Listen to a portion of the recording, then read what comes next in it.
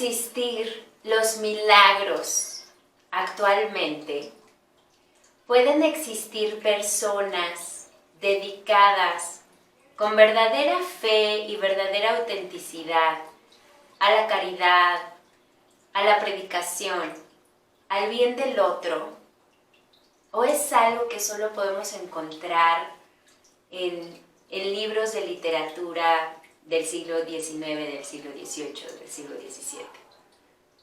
Años de diferencia para el tipo de vida acelerada que vivimos actualmente. Soy Lilian Sotelo. Pueden encontrarme en mi página de Facebook como Lilian Sotelo Psicoterapeuta, al igual que en YouTube y en Spotify bajo el mismo nombre. El día de hoy vamos a hablar acerca de Carlo Acutis, un millennial beatificado. Y para mí es un honor y un privilegio y súper contenta de que en esta ocasión nos acompañe Carlos Madera. Él es sociólogo y también es especialista y estudioso de los asuntos paranormales. Carlos, bienvenido. Gracias, Lilian, muchas gracias. También más adelante vamos a contar con la presencia del doctor Jaime Arévalo. Él es doctor en toda esta cuestión forense y para hablarnos de temas como que muy específicos en esta materia. ¿Por qué? Porque, como les mencionaba al principio, vamos a hablar acerca de la vida de este chico, Carlo Acutis, a quien van a beatificar dentro de unos días. Este chavo es, era italiano, es italiano, y desde niño tuvo como que esta predisposición a que sus papás lo llevaran a la iglesia. Sus padres no eran católicos practicantes. Pero bueno, él desde niño pues tuvo esta como que necesidad, es como si su alma tuviera la necesidad de estar constantemente en este contacto con Dios, con la vida religiosa, con la ayuda a otros. Hace un trabajo de investigación acerca de los milagros eucarísticos, de todo este tema de lo que podemos encontrar dentro de la Eucaristía católica, muy devoto de la Virgen. También una de las figuras de santos que más fueron como ejemplo para él fue San Francisco de Asís. Y este chico pues imitaba, no sé si imitaba tanto a San Francisco de Asís o en sí su alma era la que necesitaba realizar este tipo de acciones, porque siempre estuvo muy al pendiente o ayudando a los desamparados, a los niños, a los vagabundos, asistiendo a los comedores sociales para brindar el alimento. También daba catecismo. Era muy talentoso en la cuestión de realizar videos, entonces utilizaba las redes sociales para evangelizar, dar a conocer la palabra de Dios, etc. Una pregunta, ¿hay videos de él? Sí, hay videos de él en las YouTube redes. Y todo esto. Y muchas personas pues lo conocieron así, a través de estos videos que él subía, ¿no? Y bueno, y aquí el milagro, la pregunta es de que si existen los milagros actualmente. Se supone que se va a beatificar porque él en febrero del 2020 le realiza un milagro a un niño brasileño que tenía una enfermedad terminal. Entonces pues le piden que interceda por él y este niño pues milagrosamente se mejora. Entonces es por eso que empieza todo este hecho de la beatificación. Ok. Entonces hay muchos aspectos en este tema que por eso me atreví a traerlo aquí a este espacio. Sí, es un tema muy amplio, profundo y polémico. Es un tema muy Ah, sí. polémico, es un tema amplio, es un tema actual y es un tema que nos hace cuestionarnos muchas cosas. Muchas también. cosas, sí. Muchas cosas, porque bueno, este 2020 que hemos estado la mayor parte de este año encerrados Y cerca de la muerte. y cerca de la muerte, muchos hemos tenido pérdidas muy fuertes. Ha sido un año doloroso, ha sido un año de crecimiento, ha sido un año de replanteamiento en todos los aspectos de nuestra vida, ¿no? Y de repente se da esta opción de que todavía pueden existir los milagros. Vemos a un chico que representa una generación Sí, de millennials, en los cuales pues muchos de los papás, muchos de también los jefes, los maestros, las personas que han convivido o hemos convivido con esta generación, pues vemos que son más individualistas, que Sí. buscan satisfacer sus necesidades propias, que son poco empáticos, etc. Y de repente vemos que hay un miembro de esta generación que sale al quite, por así decirlo. Sí, y sale del círculo, ¿no? De la característica. Exactamente, que sale de la característica también para yo creo que dar el mensaje de no todos somos iguales, no por unos cuantos puedes calificar a todos, cada quien tiene un proceso espiritual también distinto. Entonces son como muchos aspectos, ¿no? de este hecho. ¿Qué nos puedes decir? Wow, bueno, es que fue mucho, pero a ver, vámonos por orden. Mira, lo de los milagros en esta época y en todas las épocas ha habido milagros. Los milagros están muy connotados con la parte religiosa generalmente, pero los milagros también pues están muy ligados a todos los aspectos sobrenaturales que puede haber. O sea, la aparición de un fantasma, muchos pueden decir, es que se me apareció un santo, y realmente era un fantasma. Para unos ser un santo, para otros ser un fantasma, pero el origen es un fenómeno paranormal. Entonces los milagros pues están catalogados también como fenómenos paranormales, aunque les ponen religiosamente otro tipo de connotación. En todas las épocas, digo, estamos viviendo una época difícil, sí, pero el mundo siempre ha estado en una época difícil. Hubo Primera Guerra Mundial, hubo otra pandemia donde murió muchísima más gente de lo que ha muerto, la famosa gripe española, murieron 50 millones de personas.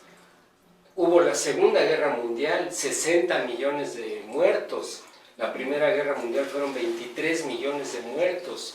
Luego una serie de guerras desgastadoras, y siempre hemos estado en esta vorágine que es el ser humano y lo que hemos creado por civilización, ¿no? Entonces, dentro de toda esta vorágine, vuelvo a repetir, vienen todo este tipo de fenómenos. De repente viene el que rompe la regla, ¿no? El muchacho Carlo Acontis, ¿no? Viene y rompe la regla. No dudo que haya muchos casos más que no están documentados o que no se conocen, pero en este caso está documentada la vida de él, está documentado el que lo van a beatificar, y bueno, es un millennial que rompió la regla de las características que tiene. Pero pues antes que millennial o no, pues es un ser humano más o no. Finalmente las generaciones se van midiendo por características que vienen de la sociedad, características sociales, que vienen de las épocas y todo esto, costumbres, tradiciones que se van creando, se van rompiendo, y los millennials, bueno, les toca vivir una época de mucha evolución tecnológica, en donde los individualizan más, y de ahí viene una característica pues muy polémica, que puede ser el egoísmo que tienen o no el egoísmo. Sin embargo, ha habido momentos, recuerden el temblor, todos los millennials fueron los que salieron a ayudar, o sea, se pusieron las pilas, o sea, chavos que uno los ve y dice uno, bueno, este chavo no le da de comer ni al gallo de la pasión, y sin embargo, cuando se necesitó, ahí estuvieron. Entonces, antes que nada, te repito, somos seres humanos. Y dentro de la vida del ser humano, pues siempre hay este tipo de fenómenos paranormales, a los cuales se les llaman para unos milagros, no sé cómo se llaman en otro idioma, y sociológicamente, porque va muy mezclado, ya es por la edad de este chavo, que es un millennial, ya está catalogado.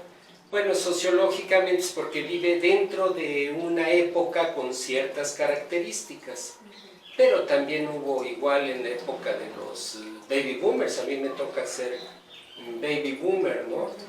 Pues también estuvo la rebeldía de los años 70, 60, donde era lo contrario al millennial. Nosotros éramos bueno, ellos, porque a mí me tocó de niño, no estoy tan ruco, ¿no?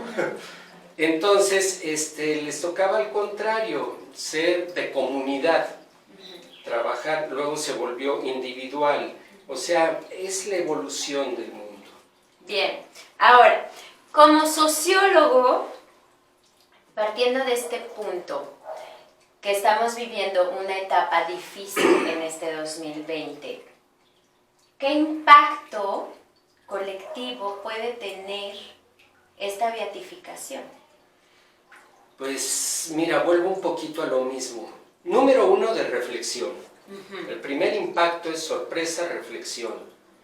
Después, para los que son católicos, porque digo, unos son los católicos y otros los creyentes. Los católicos que van dentro de todas estas reglas de las beatificaciones y todas las reglas de la iglesia, del clero, pues puede ser como un respiro, porque hace mucho tiempo que no pasa nada en el clero.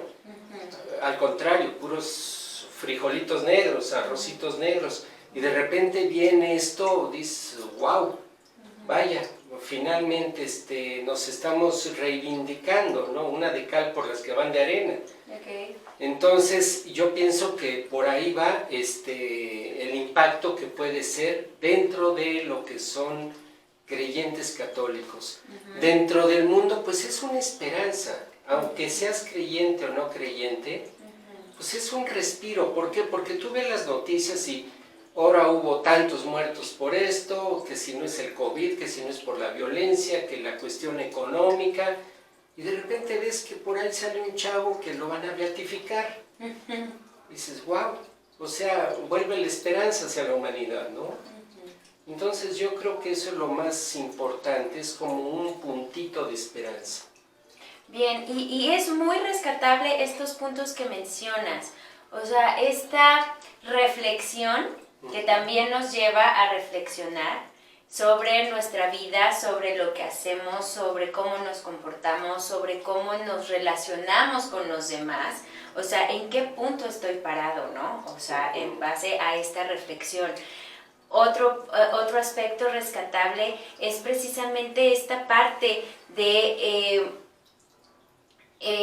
dejar de estigmatizar a una generación, encapsulándola en un concepto o una etiqueta, porque a lo mejor esta etiqueta fue generada a raíz del enojo o de la no comprensión de su rebeldía o de su forma de pensar, siendo que vemos que en los momentos en los que se necesita son los primeros en salir, son los primeros en brindar ayuda, ¿no? Y en otro punto, esta parte de la esperanza.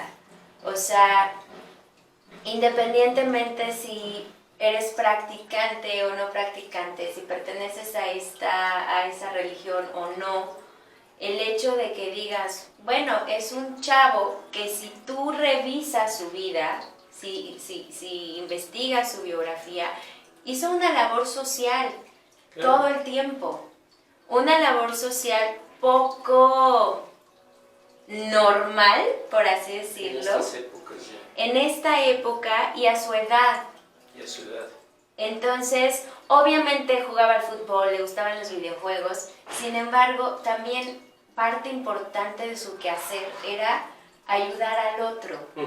Entonces, esta parte de esperanza es la más rescatable, con beatificación o sin beatificación. El hecho de ver que todavía existen personas que no están encerradas y encapsuladas en sí mismas, sino que hacen que su misión o encuentran el sentido de su vida en la ayuda a otros. Claro. Mira, esto que decías, por ejemplo, de la consecuencia de los millennials, que tal vez pueda ser por la incomprensión, a su rebeldito, desgraciadamente desde unos años para acá, el ser humano no somos consecuencia de nuestros actos conscientes, sino que somos consecuencia del manejo de los medios de comunicación. Entonces, es muy curioso, como te lo dije hace un momento, si tú analizas la propuesta en los años 60 era de comunidad, de espiritualidad, de volver a la naturaleza, de la paz y el amor. Los millennials es lo contrario, es el materialismo nuevamente, es el individualismo. Sin embargo, no quiere decir que unos estén bien y los otros estén mal, o unos mal y los otros bien, sino qué es lo que está dictando la caja. Le decían antes muy feo, ¿no? La caja idiota, la televisión. Bueno, pues gran parte es eso, nuestro comportamiento masivo. ¿Por qué? Porque así conviene. Porque así conviene. De repente hubo miedo cuando se dejó de consumir, entonces había que crear el patrón del consumismo. Entonces, ¿cómo lo dictan? Pues hay unos señores por ahí que se llaman guionistas, que son publicistas, que avientan productos y necesidades, y entonces, bueno, por ahí se fueron. Entonces, el millennial, pues, como todos, somos, pues, llamarlo de una u otra manera, víctimas de las masas, del condicionamiento social. Claro. Y el condicionamiento social, ¿de dónde viene? Pues viene dictado por intereses. Y del entorno también, ¿no? Y del entorno. Volvemos a Carlo Contis. De repente es como que, espérate, ¿no? ¿Qué pasó? Si todos íbamos por aquí y de repente me sale alguien diferente. Entonces, pues sí, es un rayo de esperanza, de recordarnos que somos seres humanos antes que cualquier otra cosa. Ahora, dentro de lo que tú platicabas de Carlo Contis también... ¿A Contis? Perdónenme. También está la parte que yo lo podría ligar a lo paranormal. Y esta parte es muy interesante. Esa necesidad que tenía su espíritu, su alma, su energía, que es la que nos mueve, su conciencia, de querer parecer a San Francisco de Asís, porque al parecer algo de eso supe, ¿no? O es lo que lo comentaste. Sí, o sea, uno de los santos, tiene varios santos a los que tomaba como ejemplo, y uno de ellos es San Francisco de Asís. Y desde niño, como mencioné al principio, tenía esta necesidad por asistir a la iglesia, por estar en este entorno de evangelización, aunque sus padres no eran tan devotos. ¿No eran tan devotos o no eran devotos de plano? Pues eran... ¿Qué nacionalidad tenían? Es italiano. Italiano, sí, por el nombre. Y sus padres también italianos, sí. O sea, sí, es posible que fueran devotos todos, pero él... Sin embargo, no eran cercanos a la iglesia. Ah, ok, no eran cercanos a la iglesia. Ok, bueno, como tú sabes, bueno, lo hemos platicado en algunas ocasiones, no es que sean mis creencias, pero mis estudios, como de muchos otros, porque no es individual esto, también sabemos que tenemos un plan de vida antes de venir aquí a la Tierra. Eso te lo pueden decir muchísimos psicólogos. Hay un plan de vida. El plan de vida, obviamente de él, era llegar a parecerse a San Francisco de Asís, sino que pueda haber por ahí un punto de reencarnación también. Y de ser beatificado. Así como cada quien escribe su plan de vida y dice, yo voy a ser multimillonario, yo voy a ser un andrajoso, yo voy a ser X soldado, carpintero. Bueno, yo voy a ser beatificado. ¿Por qué lo escribe él dentro de este contexto de lo que hemos estado hablando? Eso es lo curioso. O sea, ¿cuántas gentes más o cuántas almas, vamos a hablarlo así para llevar la imaginación, cuántas almas más no planearon que en esta época de esta pandemia muchos murieran dentro de este COVID, de este contexto, y otro fuera beatificado, como otros dijeron, bueno, yo sobrevivo y yo sigo con mi vida normal? O sea, estamos hablando desde un punto de vista de la reencarnación. Totalmente. Ok, para ir aclarando sí, también el video. Esto es reencarnación. Sí. En la reencarnación, cuando tú reencarnas y vuelves a la Tierra, tú haces lo que se llama tu plan de vida. Okay. Se supone que escribes una especie de guión, un guión donde vas a ser como un actor de una película, de teatro, y si te fijas, la vida es así. Todos somos actores de nuestro propio melodrama, ¿no? O tragicomedia, más bien. Todos somos actores y escogemos tener tales hijos, escogemos tener tales parejas, escogemos tener tales padres y a la vez también escogemos cómo zafarnos de ellos, porque finalmente somos individuos, somos individuales. Entonces cada alma tiene ya planeado para la evolución de la misma su propia, yo le llamo tragicomedia, porque de eso está hecho la vida. Este muchacho escogió ser un beato. Dentro del contexto religioso, filosófico de la tierra, ser beato es ser santo, es importante. Dentro del mundo espiritual no tiene ninguna importancia. Todos somos iguales. No somos más que energía. Imagínate un cable de luz. Tú prendes la luz y ahí va la energía. La energía es la misma. No va a haber una energía negra, una energía china, una energía más grande que otra. Siempre un foco va a estar con la misma intensidad. Ok. De eso está hecho la existencia. Entonces, o sea, todos firmamos un plan de vida que es el guión que vamos a seguir. Así es. ¿No? Entonces, desde la reencarnación podemos elegir qué es lo que vamos a vivir para subir de nivel nuestra alma. ¿Esa es la finalidad o cuál es la finalidad? Seguir avanzando y seguir experimentando las faltas que le hacen a tu ser. Por ejemplo, o sea, vámonos a algo muy... Exacto. Bien. Vámonos a algo muy sencillo. Un cuate que es muy tímido. Muy tímido. Le da pena hasta amarrarse las agujetas. Bueno, pues viene a la tierra y esa timidez la tiene que combatir de una o de otra manera. Para poder llegar a una perfección. Un tipo que no es tímido, un tipo que es seguro, un tipo que es esto. porque su alma es la que está evolucionando su ser por medio de todos estos experimentos que se hacen con todas las actitudes dentro de lo que es la vida.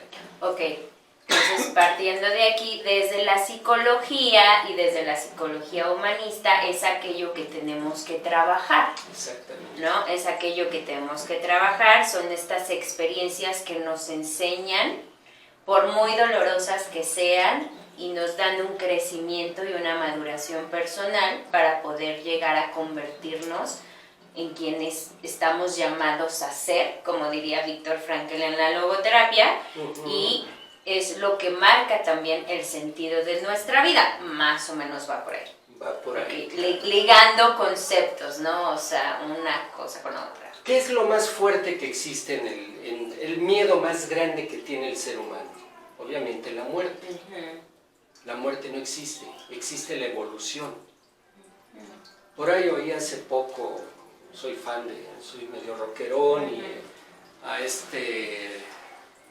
Keith Richards, una frase que me encantó y creo que es el punto de la verdad en todo. Dice, no, yo no estoy envejeciendo, sigo evolucionando. Efectivamente, mueres y vienes ya a otro tipo de evolución. O sea, en cada Sigue la reencarnación, perdón que te interrumpa, No, vamos evolucionando. Claro. Porque vamos trabajando estos aspectos Claro. que tenemos que... Y todo eso se va quedando en nuestro subconsciente. El subconsciente es lo que es el espíritu. El subconsciente es lo que es la energía. Y ahí es donde vienen todos los conocimientos de antes, como los conocimientos que estamos adquiriendo en esta vida. Ok. Muy interesantes estos puntos que mencionas. No son míos, son de todos nosotros. O sea, son interesantes, pueden ser muy polémicos, dado el tema, la figura de la cual estamos hablando. Claro, claro. Sin embargo, pues sí, son aspectos que precisamente este hecho nos hace en un momento determinado, pues, reflexionar, ¿no? O sea, en dónde estamos parados. Ahora, si has tenido la oportunidad de ver las imágenes, sí, hace unos días, pues ya expusieron a este chico en Asís para que los devotos puedan ir a verlo. Y bueno, pues parece que está dormido. Sí, ¿no? es impresionante. Es impresionante la manera en cómo está tratado el cuerpo, ¿no? Muchas personas pueden decir, ay, no, es que así salió de donde estaban los restos. Efectivamente no, y por eso vamos a hablar a continuación con el doctor Jaime Arévalo Villalobos acerca de este aspecto de cómo fue tratado el cuerpo para que pudiera ser expuesto de esta manera y verse como se ve, como si aún estuviera con nosotros y estuviera dormido este chico. Vamos a la entrevista. El joven Carlo Acutis fue diagnosticado con leucemia tipo M3, que es una de las más agresivas. Días después, creo que 3 días después, fallece el 12 de octubre del 2006. En el 2019 se lleva a cabo la exhumación de sus restos, donde el obispo dominico Sorrentino, que fue el encargado de estar checando todo este proceso, mencionó que efectivamente la descomposición del cuerpo de Carlo pues era normal con estos 14 años que lleva de fallecido, por lo que tuvieron que hacer un tratamiento especial para mostrar su cuerpo con dignidad a todos los fieles y poderlo exponer en la iglesia de Asís. En las fotos anteriores que mostramos, y si algunos de las personas que están viendo esta cápsula han podido ver las fotos, realmente el trabajo es impresionante, porque parece que el chico está dormido. Y es por ello que para hablar acerca del tema hemos invitado al doctor Jaime Arévalo Villalobos, Él es especialista en ciencias farmacobiológicas de la Universidad de San Luis Potosí. Doctor Arévalo, muchas gracias por haber aceptado la invitación. Muchas gracias por la invitación nuevamente. Un saludo a toda tu audiencia. Y sí, efectivamente, muchas gracias por esta invitación. Esperamos que pueda ser de utilidad esta información. Esperamos que sí, yo tengo la certeza de que sí. Doctor, ¿podría decirnos cuánto tiempo tarda un cuerpo en descomponerse después de que ha fallecido la persona? Ok, muy buena pregunta, muy interesante pregunta, y acabas de mencionar algo muy interesante. Dentro de la medicina legal tanatológica, una vez que es diagnosticado o que se da el parte o el dictamen de muerte, es necesario que sea primero que nada por alguien calificado. ¿Quién va a ser alguien calificado? Un médico legista, alguien especializado en el área de la salud, ¿sí? Y que pueda conocer todos los procesos fisiológicos, metabólicos, que podrían indicarnos ya la ausencia de la vida, ¿sí? Entonces, una vez que esto sucede, básicamente el cuerpo o los restos de esta persona comienzan una carrera contrarreloj, ¿sí? Una carrera contrarreloj en contra de las condiciones ambientales en que se encuentre estos restos humanos. Y va a ser una carrera contrarreloj porque la presencia de microorganismos, la destrucción de los componentes celulares de cada uno de los órganos y de cada uno de los tejidos de estos restos, comenzarán a degradar los tejidos básicamente en cuestión de horas o incluso de un par de días. Hablamos de que los restos de esta persona van a comenzar a experimentar una serie de fenómenos físicos y químicos, ¿sí?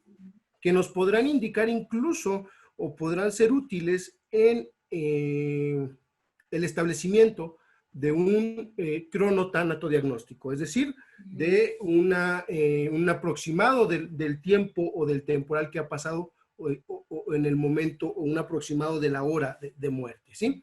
Entonces, por mencionar solo algunos fenómenos, hay cambios de pigmentación, ¿sí? En la piel, producido por la acumulación y la hipostasia, la falta de fluidez de los líquidos corpóreos, ¿sí? Es decir, al fallecer la persona, todo este fluido biológico conocido como sangre, ¿sí? Se comenzará a asentar, se comenzará a acumular en las partes, digamos, es un escurrimiento por gravedad, ¿sí? Indica más o menos la posición de la persona, etcétera, etcétera. Lo mismo sucederá en la parte interna, en la parte de los órganos. Habrá una hipostasia y esto generará cambios de pigmentación en los tejidos. Posterior a eso, puede haber cambios en la pigmentación de los ojos, ¿sí? El cuerpo experimentará una serie de fenómenos como lo es el rigor mortis, ¿sí? Causado por la ausencia total de energía en los músculos. Y un fenómeno muy importante aquí que puede presentarse aproximadamente a las, si no me equivoco, 38, 40 horas aproximadamente, y puede empezar incluso desde las 12 horas, es el fenómeno de la autólisis, ¿sí? Recordemos que nuestro organismo es todo un arsenal químico y de sustancias, enzimas capaces de generar energía, ¿sí? Per se, y capaces de eliminar incluso algunas amenazas potenciales como son los microorganismos. Resulta que este arsenal químico y enzimático puede liberarse posterior a la muerte y comenzar a degradar los propios tejidos, ¿sí? Que lo contenían. Entonces, este es otro fenómeno muy importante. encontramos fenómenos químicos que dependiendo de las condiciones ambientales puede manifestarse una corificación o una momificación del cadáver. Las faunas microbiológicas e incluso faunas de insectos pueden darnos una idea de cuánto tiempo ha pasado desde el punto de muerte, tal vez. Y bueno, esta fauna microbiológica va a generar sin duda alguna la degradación y la putrefacción de todos los tejidos, ¿sí? Podemos observar incluso la reducción cadavérica dependiendo de las condiciones en que se conservó, digamos, se conservaron los restos, incluso a partir de los 3 a 5 años posteriores al fallecimiento.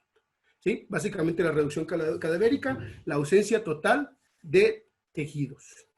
Bien, ahora, ¿qué técnicas existen para tratar los cuerpos post-mortem?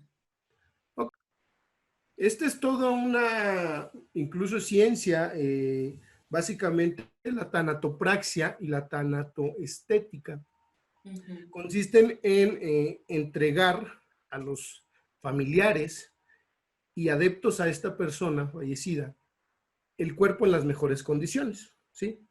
Básicamente, esto requiere la eliminación de fluidos biológicos y la administración de un líquido o de líquidos que permitan conservar por un poco más de tiempo los tejidos y que se vean presentables hacia los familiares, ¿no? Entonces, en la búsqueda de ese último adiós para las personas, algunos de estos procedimientos se han centrado efectivamente en eliminar la mayor parte de los fluidos biológicos, inyectar sustancias químicas antisépticas para evitar la proliferación de microorganismos, deshidratantes para eliminar la posible actividad enzimática, ¿sí? Y con esto conservar una mayor cantidad de tiempo, un mayor número de horas el cuerpo y que se encuentre en condiciones pues visibles, en las mejores condiciones posibles. En la búsqueda de estos procedimientos incluso está la generación de máscaras, incluso improntas de los rasgos faciales o de algunos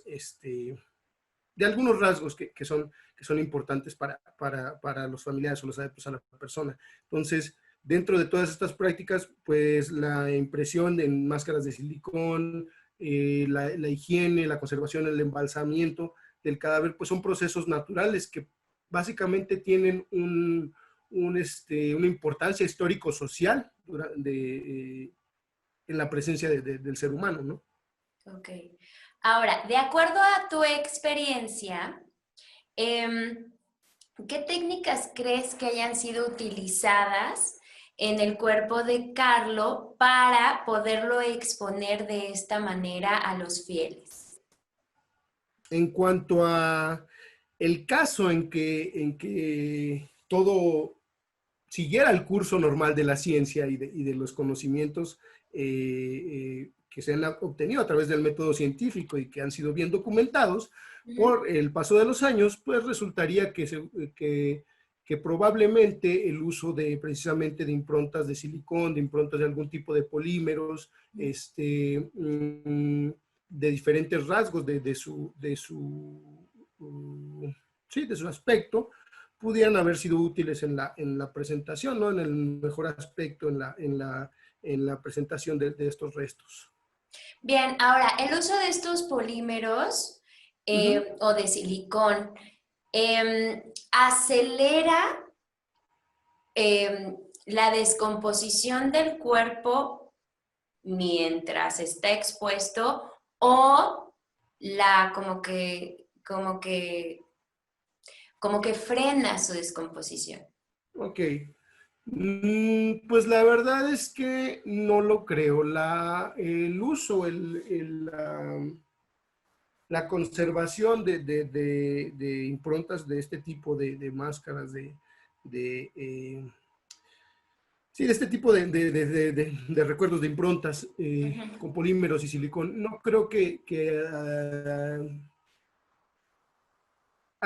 aceleren y retrasen la descomposición o los procesos post-mortem. Simplemente es una forma de, tal vez, de que tienen de recordar o de no sé, de sentir cerca a esa persona, seguramente parte de todo ese del apego y de las cuestiones psicológicas que seguramente tú, por tu especialidad, sabrás manejar mejor. Pero en cuanto a la parte científica, a la parte biológica y a la descomposición de los restos, no tienen ninguna relación directa este uso, estos nuevos usanzas o estos procedimientos. Simplemente pudieron haber sido incluso ante-mortem o incluso en tiempos cortos posteriores a la muerte. Bien, pues muy interesante estas aportaciones, doctor. Muchísimas gracias. ¿Algún contacto para que la gente que está viendo esta cápsula pueda, no sé, mandarle un correo o mandarle un mensaje? Claro que sí, yo me encuentro acá en la ciudad de San Luis Potosí, en la Universidad Autónoma de San Luis Potosí. Estamos incluso haciendo labor de investigación interesante en el uso, desarrollo y producción de conocimiento y tecnología contra esta pandemia que nos aqueja actualmente. Ujú. Cualquier cosa, estoy a sus órdenes para tu auditorio. Un saludo para todos. Muchas gracias nuevamente por la invitación. Y cualquier cosa, pues les dejo mi contacto para que con gusto pudieran eh, hacerme llegar alguna duda, alguna inquietud que pudieran tener.